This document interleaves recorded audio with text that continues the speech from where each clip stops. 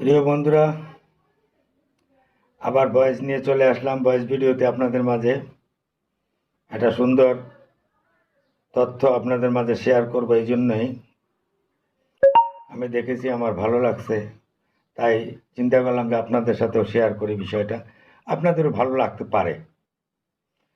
সেই ভিডিওটা এখন আপনাদেরকে যারা ইতিমধ্যে হত্যাকারী হিসেবে বিশ্বের কাছে স্বীকৃত, তাদের বিচার এই দেশের মাটিতে হবেই। ক্ষমতা আঁকড়ে রাখার জন্য তিনি পৃথিবীর সকল নিষ্ঠুরতা ছাড়িয়ে গেছেন। পতিত স্বৈরাচারের নিপরণের বর্ণনা উঠে এসছে জাতিসংঘের মানবাধিকার বিষয়ক হাই কমিশনারের কার্যালয়ের রিপোর্টে। গত জুলাই আগস্ট মাসে বাংলাদেশের ছাত্র শ্রমিক জনতার উপর শেখ হাসিনা সরকার ও আওয়ামী লীগ যে দমন পীড়ন ও হত্যাকাণ্ড চালিয়েছে, এর পুঙ্খানুপুঙ্খ তদন্ত করে বিস্তারিত রিপোর্ট প্রকাশ করেছে তারা।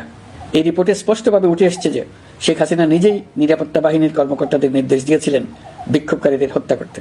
বিগত সরকার, আওয়ামী লীগ ও আওয়ামী লীগের সহযোগী গোষ্ঠী ও সংগঠন একত্রিত হয়ে পরিকল্পিতভাবেই গুরুতর মানবাধিকার লঙ্ঘনে জড়িত ছিল।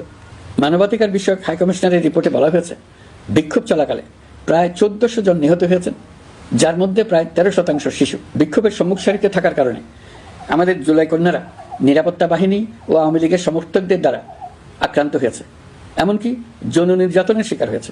জাতিসংঘের রিপোর্ট পড়ে সবার গায়ের লোম দাঁড়িয়ে গেছে। কি ভয়াবহতা! কিভাবে একজন প্রধানমন্ত্রী নিজ দেশে নিরস্ত্র মানুষকে হত্যার পর লাশ লুকিয়ে ফেলার নির্দেশ দিতে পারে?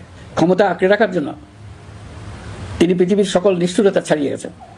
এটাই জাতিসংঘের প্রতিবেদনে উঠে এসেছে। মানবাধিকার বিষয়ক হাই কমিশনার কার্যালয়ের এই রিপোর্টকে আমরা স্বাগত জানাচ্ছি।